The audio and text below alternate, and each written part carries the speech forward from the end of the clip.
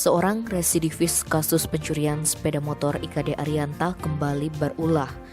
Kali ini, pria yang tinggal di Banjar Taman Sari Desa Pandak Gede Kediri Tabanan ini melakukan aksi bak preman jalanan dengan memalak seorang penjual tempe.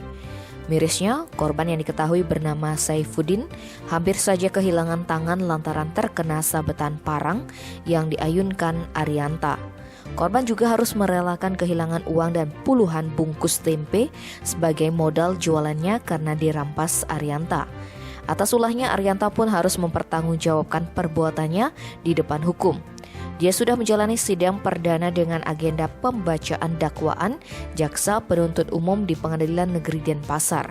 Kasih Intel Kejari Badung, Made Bamax dikonfirmasi Jumat 27 Agustus mengatakan, dalam sidang virtual tersebut, jaksa penuntut umum Bunga Ronivia Fariha mendakwa Arianta dengan pasal 368 ayat 1 KUHP dengan ancaman penjara paling lama 9 tahun.